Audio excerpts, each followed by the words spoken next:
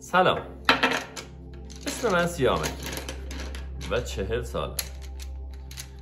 اسم این برگی هم که میبینین، کاغذ سفیدی که گذاشتم اینجا، اسمشو گذاشتم لوح زندگی. شاید فکر کنین که اومدم که براتون نقاشی یاد بدم، اما اینجوری نیست. اتفاقا اومدم که نقاشی یاد بگیرم.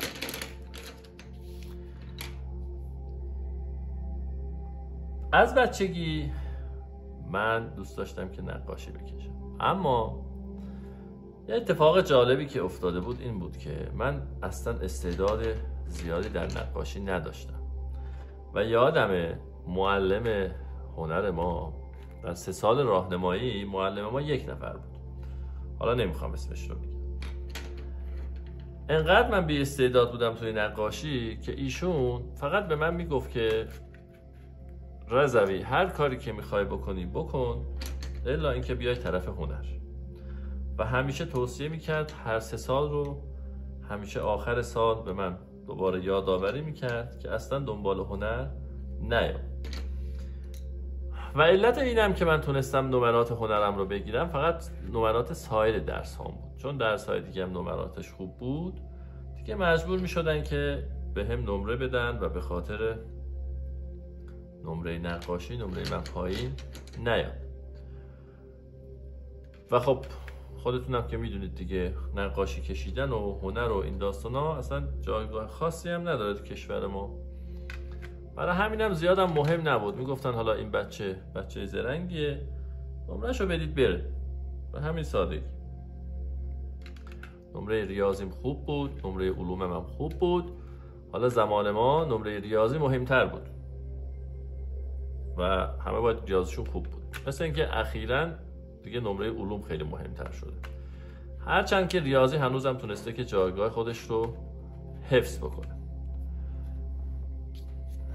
این داستانا باعث شد که من متوجه بشم که خب من استعداد خاصی در نقاشی کشیدن ندارم. حالا اینکه به حرف معلمم گوش دادم یا نه، در واقع نه، من طرف هنر اومدم و توی یه رشته دیگه اومدم و اونجا به نوعی هم اونجا گیر افتادم. ولی خب همیشه هر بار که یکی رو میدیدم که نقاشی داره میکشه، خیلی تو دلم یه جوری میشد که واقعا نمیشه نقاشی کشیدن رو یاد گرفت. واقعا باید خیلی استعداد داشته باشم. و بازم یه چیزی که ما داریم، حداقل در دوره‌ای که من بزرگ شدم اینجوری بوده که استعداد خیلی مهم بوده و همیشه به من میگفتن که، یعنی هممون میشنیدیم که فلانی استعداد داره، باید استعداد داشته باشی. و منم که خب بهتون گفتم که صراحتاً به هم گفته بودن که شما استعداد نداری و از یک مرجع بزرگتر به عنوان معلم هنر اینو شنیده بودم. به هر حال سالها گذشت تا اینکه من تو ذهنم همیشه بود که یه روزی شروع میکنم که نقاشی رو یاد بگیرم. و یه ایده دیگه هم به ذهنم اومد. حالا زمان ما این دنیای مجازی اینا هم نبود دیگه. فیسبوک اومد، بعدش نمیدونم یوتیوب اومد یا قبلش اومد، اصلا یادم نیست، بعدش اینستاگرام اومد و این داستانا.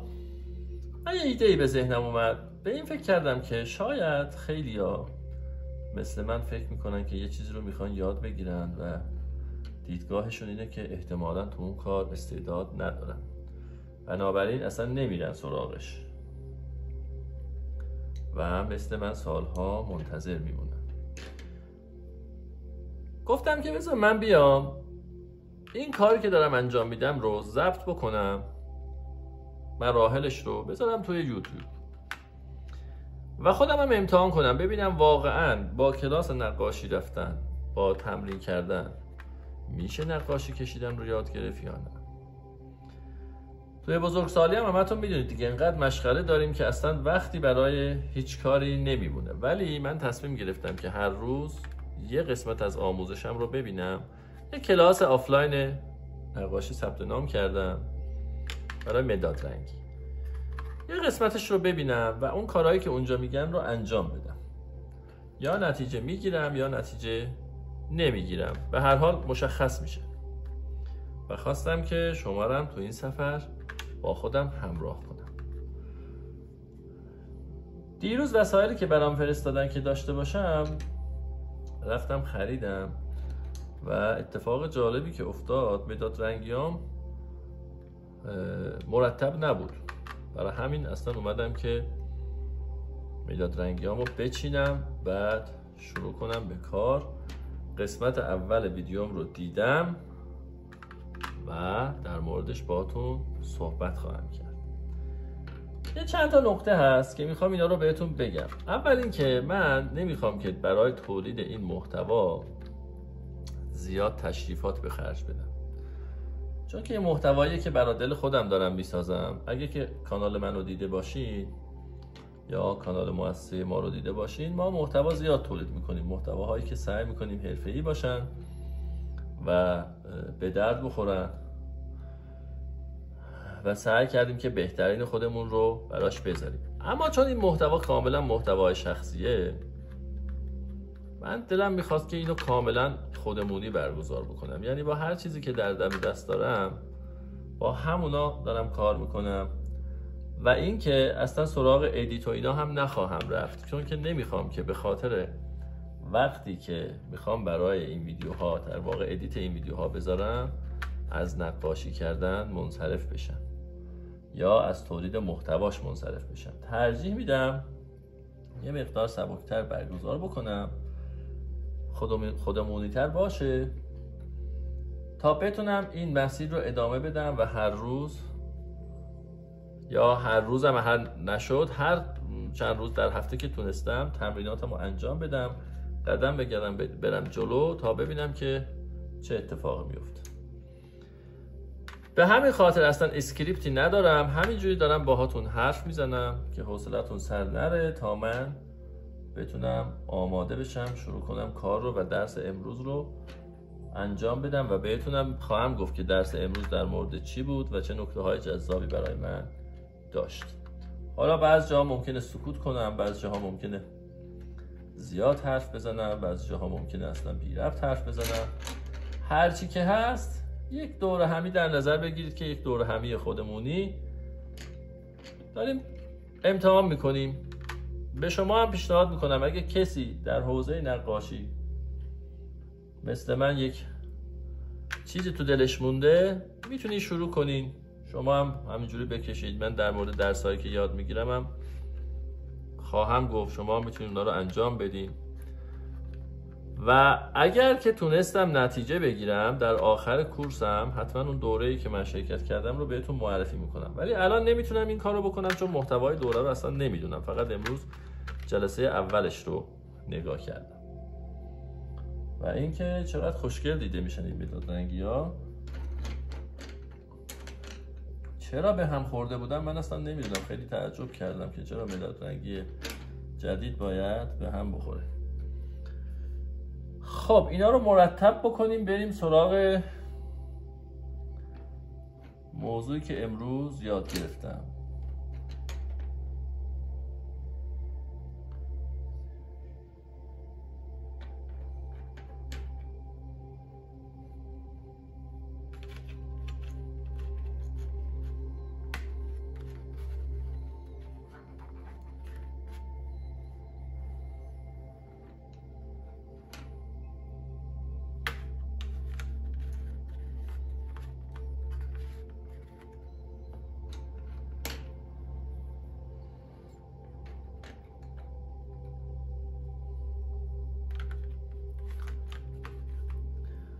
جالبه که من رنگا رو زیاد نمیتونم تشخیص بدم، مثل اینکه من فکر میکردم این جزو باید این خانواده باشه ولی ظاهرا این جایگاهش اینجاست و اینکه همیشه اختلاف نظر هست بین آقایون و خانما که خانما میگن که آقایون نمیتونن رنگا رو تشخیص بدن. از لحاظ علمی هم یه چیز کاملا درستیه، چون که تعداد نورون هایی که در مغز خانم ها فعاله برای تشخیص رنگ تعدادش خیلی بیشتر از نورون های فعال در مغز آقایونه. حالا این علتش اینه که چون خانم ها زیاد استفاده کردن نورون هاشون فعالتر شده، یا به صورت ژنتیکی اصلا تعداد نورون فعال بیشتر بوده، اینو نمیدونم، در اون زمینه مطالعه نکردم، ولی میدونم که تعداد نورون های مغز خانم ها در تشخیص رنگ تعدادش بیشتره. برای همینه که برای ما آقایون اینا همه آبی هن. و یکی از انگیزه های من توی این بحث یادگیری نقاشی هم همینه که به هم کمک میکنه احتمالاً چشمام یه ذره دقیق تر بتونه ببینه.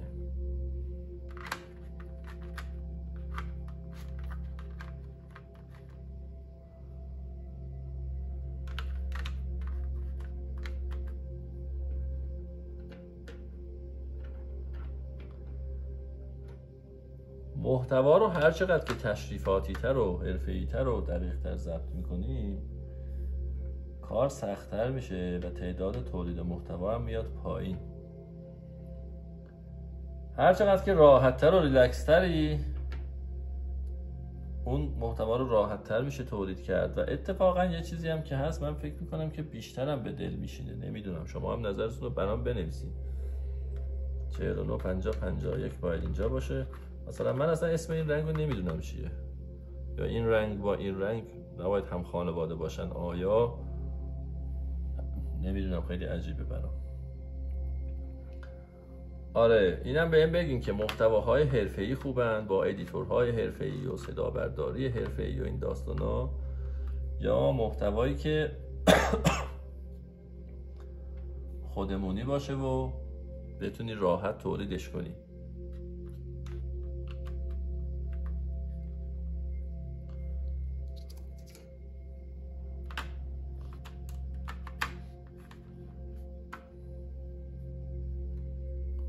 خدایش سخته ها اینا رو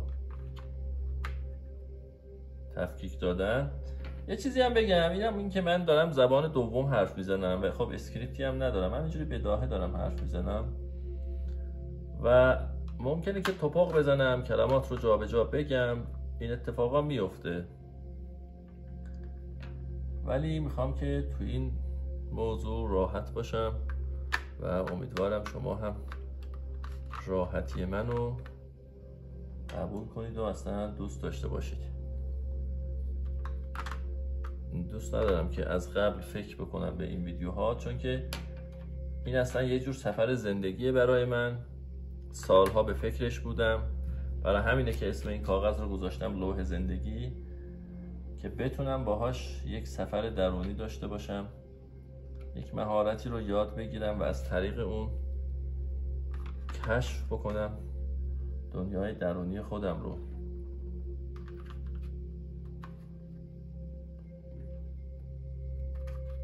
این بیاد اینجا، اینم بیاد اینجا. یه چیزی هم بگم، من دوست داشتم یه سری موسیقی های نوستالژیکی که برای خودم خیلی خاطره انگیزن رو پخش کنم، که معمولا حین کارهای اینجوری اونا رو پخش میکنم. میخواستم اونا رو با شما هم شریک بشم، اما موضوعی که هست یوتیوب اجازه نمیده و این کپی رایت باعث میشه که من نتونم این کارو بکنم و از یه سری موسیقی هایی که کپی رایتشون آزاده و میتونیم استفاده کنیم استفاده کنم. برای همینم رفتم سراغ موسیقی های آرامش بخشی که فضا رو تلطیف بکنه. این حالت هم بد نیست، یعنی اینم باز خوبه. خب دنبال 60 و چندیم؟ نه 72 نه 64 اینجاست، 62 اینجاست، فکر کنم 60 بعدیشو پیدا کردم. چشمام مثل نه باز نیست، 64 66 این خیلی عجیبه. آها 65 اینجاست. بچه واقعا این فرقشون رو من اصلا درک نمی کنم. 66 67 کو 67 68 69 خوب هست. 69 رو نداریم. آها پیداش کردم. 69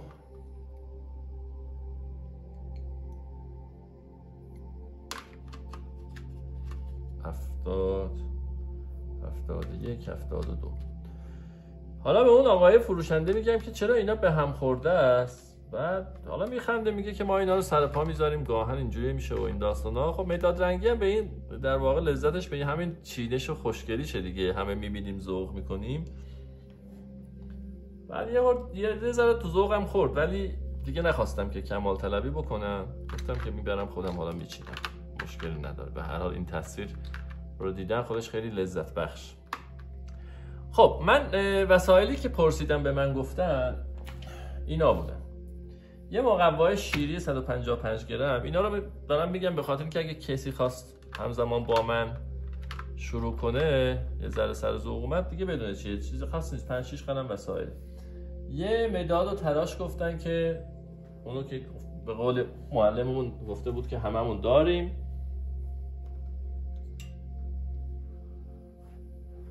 که این مداد و تراش ما.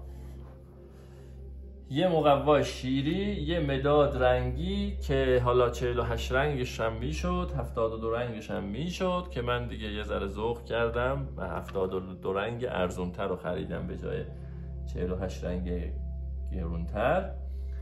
بعد یه کاتر گفتن که اونم گرفتم. بعدش خودکار سفید هستم. من تا حالا تو عمرم نشنیده بودم که ما خودکاری داریم به نام خودکار سفید و خیلی برام جذاب بود که یه همچین چیزی هم وجود داره، خودکار سفید. بعد یه پاککن شارژی گفتن که این جالب بود برای من که نمیدونستم همچین چیزی هست و اصلا چجوری کار میکنه و اینا. از بستش هم باز نکردم، فقط اون فروشنده باز کرد، یه باتری مثل این که انداخت توش. بعد اصلا کاربردشو بلد نیستم، فقط همین وسایل رو دارم میچینم، به اون جلسه نرسیدیم. بعدش محو کنم گفتن که فکر میکنم این باید باشه. پاککن خمیری هم گفتن، نمیدونم اینه اینا نمیفهمم که کدومه، فقط چون اسماشو نوشته بودم من به فروشنده گفتم که اینا رو بده، منم خریدم و آوردم خونه. این کاغذی هم که میبینید یادداشتاییه که از درسام برمیدارم که بگم که امروز معلممون چی گفت و من چه کارهایی رو باید انجام بدم که از ذهنم نره. خیلی خب بریم شروع کنیم سفر درونیمون رو، ببینیم که واقعا آیا میشه نقاشی رو یاد گرفت برای آدمی مثل من که بی استعداده. در مورد بی استعدادی خودم اینجوری بگم بهتون که برای من گلدون میذاشتم بکشم هویج در میومد، بعد گاو میدادم بکشم شتر در میومد دیگه. خیلی بی استعداد بودم واقعا، هنوزم هستم، یعنی بی استعداد هستم، کار با مداد بلد نیستم، هیچ ایده‌ای هم ندارم. فکر کنم یعنی جزو در بین بشر جزو اوناییم که در این حوزه استعدادم احتمالاً صفره. ولی خب شروع کنیم ببینیم چه اتفاقی میفته. درسی که امروز به من یاد داد این معلممون تو ویدیویی که ضبط کرده، نحوه گرفتن مداد رو داشت توضیح میداد و این برای من جالب بود که خب من احساس می‌کردم اول که کیت رو دیدم احساس کردم که حتما یه اصول خاصی داره. خب بچه‌ها برقمون رفت و نور عوض شد دیگه، مجبورم که اینجوری ادامه بدم، ولی خب خوشبختانه لپتاپم همراهمه و موسیقی رو تونستم که پخش بکنم. همین دیگه، گفتم که نمیخوام تو این ویدیوها دیگه حساسیت زیادی به خرج بدم، چون که نمیخوام لذت این سفر رو از بین ببرم به خاطر دقت به چیزهایی که شاید خیلی وقتا مهم نیستن و ما فکر میکنیم که مهمه. داشتم در مورد نحوه گرفتن مداد بهتون میگفتم که من فکر میکردم که حتما که یک اصول مشخصی داره از لحاظ زاویه و این داستانا، ولی اولین چیزی که ایشون گفتن این بود که اصلا مهم نیست مداد رو چجوری بگیرید، یعنی میتونی از اینجا بگیری، از اینجا بگیری، از اینجا بگیری، از اینجا بگیری. فقط یک نقطه اساسی داره، اونم اینه که باید شل و راحت باشی. خیلی برای من جالب بود که اون دیدی که من داشتم که حتما بهمون میگه مثلا چه میدونم انگشت رو اینجوری بکن، اینو بذار اینجا، اینو از اینجا بگیر. نه، اصلا این خبرها نیست. میگه هر جوری که دوست داری میتونی بگیری، فقط نقطش اینه که شل و راحت باشی. داشتم فکر میکردم که نکنه در مورد زندگی هم همین جوریه. مهم نیست که ما تو چه پوزیشنی هستیم، چیکار میکنیم، از چه طبقه هستیم، از چه ملیتی هستیم، از چه نژادی هستیم. مهم اینه که شل و راحت بتونیم زندگی بکنیم. مثل اینکه همیشه در هر جایی که ما میریم، هر زمینه‌ای که وارد میشیم، اولین چیزی که به ما یاد میدن اینه. چون در نوازندگی هم ما اولین چیزی که به هنرجو یاد میدیم اینه که دستات باید شل و راحت باشه و منقبض نباشیم. ظاهرا باید توی مغزمون هم اینو فعال بکنیم که بتونه شل و راحت زندگی بکنه. اینم یادم رفت، یک کاترم گفته بودن که فکر کنم گفتم اینو یا نگفتم، الان به چشمم خورد یادم افتاد. بعد گفت که پس باید شل و راحت باشه، مهم نیست که این چه جوری دست رو میگیریم. در طراحی کاملا گفته که از هر جای مداد میتونی بگیری و خطها رو باید راحت بکشی. حالا یه لیوانی هم ایشون کشید، منم یه ذره ازش اینجا تقلید کردم. بعد میگه که خطا باید راحت باشه. حالا خطای من زیادم راحت نیستن، یه ذره فشار داره، ولی باید تمرین کنم، فکر کنم که بتونم خطای راحت رو دقیق تر بکشم. حالا موضوع اینه دیگه، وقتی میخوام دقت کنم مداد پرفشار میشه، وقتی میخوام شل بکشم دقتم میاد پایین. حالا باید تمرین بکنم. بعدش گفت که در رنگ‌آمیزی و سایه باید کنترل بیشتری داشته باشی. یعنی مثلا میگفت که یه ذره، به فرض اگه اینو بردارم، میگفت اگه میخوام اینجا رو رنگ کنم یه ذره باید بیشتر فشار بدم و کنترل بیشتری داشته باشم. و هر چقدر که میگفت رفتیم که محدوده کوچکتری رو رنگ بکنیم، مثلا بیایم این محدوده رو رنگ بکنیم، میگه که اون موقع باید کنترل بیشتر باشه. هر چقدر محدوده گسترده باشه میتونه کنترل کمتر باشه. این مدلی. و میگفت که باید از تمام جهت بتونی استفاده بکنی برای رنگ آمیزی، که حالا من بلد نیستم ولی تلاشمو میکنم. در جزئیات میگفت که باید کنترل رو به بیشترین حالت ممکن برسونیم. یعنی مثلا میخوام یه چیزی ستاره کوچیک اینجا بکشیم، اون موقع باید بتونیم مداد رو بیشتر کنترل بکنیم. و یه چیزی هم که گفت باید در هر حالت بتونی نقاشی رو، مداد رو کنترل بکنی.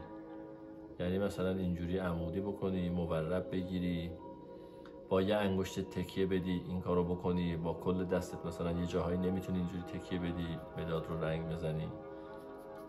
بعد اون موقع باید بتونی مثلا بدون تکیه‌گاه همین کار رو انجام بدی.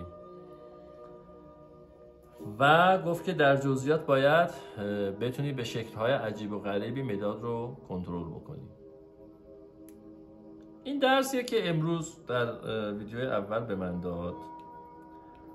داشتم فکر میکردم که اینجا هم دقیقا همون موضوع انعطاف پذیریه. یعنی خب من مثلا تا چند لحظه قبل از اینکه اون ویدیو رو ببینم دیدگاه همون بود که باید مداد رو حالت مشخصی بگیرم، ولی اون چیزی که امروز یاد گرفتم اینه که نه، اتفاقا باید انعطاف پذیر باشی و بتونی از تمامی زوایای مداد، از تمامی حالتهای دست استفاده بکنی. و نقطه طلایی این موضوع اینه که باید دست شل باشه.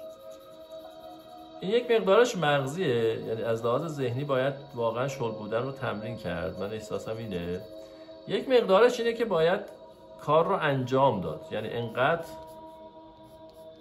مداد رو با حالتهای مختلف گرفت که عادت بشه برامون که دستمون راحت بتونه مثلا با این حالت هم ستاره بکشه.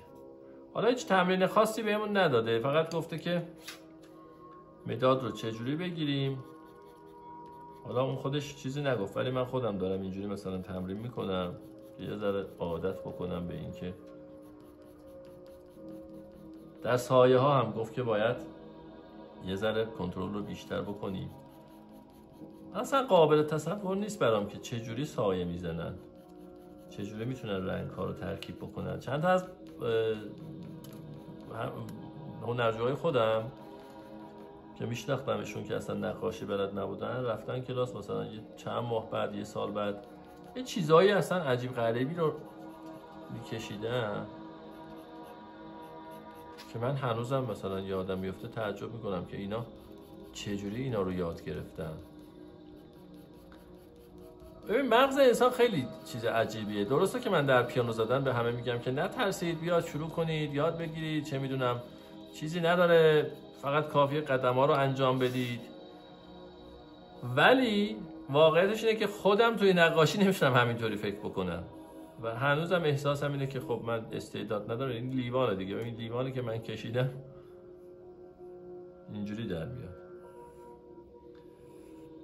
و اون ته مغزم نمیدونم به خاطر تربیتمونه، به خاطر بذارید دستم بکشم براش چه مسخره شد، به خاطر تربیتمونه، به خاطر فرهنگمونه، هر چیزی که هست، ته مغزمون همیشه بهمون میگه که نه نمیتونی، ولش کن بابا، سر 40 سالگی آخه چه نقاشی، الان میخوای نقاشی میخوای چی کار بکنی، بکشی که چی بشه. بعدش هم که ذهن ما خب نتیجه گراست دیگه، احتمالا خیلیاتون مثل منی. بعد میخوای مثلا نقاشی بکشی چی کار بکنی، به چه دردت میخوره، چه میدونم. از همون اولم آخه چیزه توقع میدم نمیاریم پایین، مثلا کمتر از پیکاسو رو رضایت نمیدیم دیگه. میخوام اینو بگم که با این که من خودم در پیانو زدن اینو تجربه کردم و باور کردم که واقعا استعداد اصلا نقشی تو موضوع نداره و فقط تمرین و استمراره، ولی همین نسخه رو نمیتونم برای نقاشی اعمال بکنم و اینجا مغزم دوباره برمیگرده به اون حالت کارخونه که یاد گرفته که نه نمیشه و نمیتونی و استعداد و شهود و خلاقیت و این چیزا و چه میدونم به چه دردت میخوره. اصلا برای همینه که من تصمیم گرفتم این ویدیوها رو ضبط کنم. حیفه، چون ببین این فقط یک بار اتفاق میفته، یعنی من فقط یک بار اینقدر بلد نیستم نقاشی رو. اگر واقعا دوره رو ادامه بدم احتمالا یاد میگیرم و دیگه نمیتونم هیچ وقت به این حالت برگردم. برای همین تصمیم گرفتم که ضبط کنم و حیفم اومد که خرابش کنم بشینم یاد بگیرم، چون دیگه نمیتونستم این محتوا رو داشته باشم. و یک بخش مغزم هم اینجوریه که شاید خیلی هم مثل من فکر میکنم. بذار مدادم رو عوض کنم، مثلا یه رنگ دیگه بزنیم. شاید خیلی هم مثل من فکر میکنن، تو مغزشون درگیرن. شاید همین ویدیو بهشون کمک بکنه، چه میدونم. اونی که میخواد موسیقی رو شروع کنه میترسه، مثلا اونی که میخواد بره خط بنویسه، اونی که میخواد ورزش رو شروع کنه، اونی که میخواد ادامه تحصیل بده، سنش زیاده، بعد با خودش فکر میکنه آخه میتونم بخونم نمیتونم بخونم، به چه دردم بخوره. شاید همین ویدیوها 4-5 جلسه شو مثلا با من نگاه کنه، بعدش اصلا رنگ و بوی زندگیش عوض بشه. و این خیلی خیلی برای من مهمه. هیچی دیگه بچه‌ها، برقمونم رفت.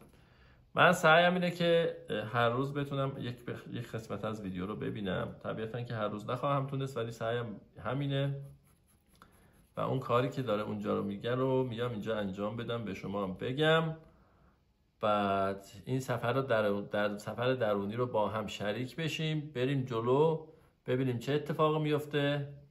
اگر که کاری دارید انجام میدید، مثل من دارید یه چیزی رو یاد میگیرید، دارید ضبط میکنید، حتما برام بگید، بفرستید لینک کانالتون رو اگه جایی هست، پیجی هست، برم ببینم که کیا چند نفر مثل من درگیر این موضوعاتن و دارن یاد میگیرن. برای امروز کافیه، درسم رو یاد گرفتم، با شما صحبت کردم و میخوام که برم ادامه زندگی و یک روز پرمشغله و بسیار شدید کاری دارم امروز، میخوام برم سراغ اون. مواظب خودتون باشین.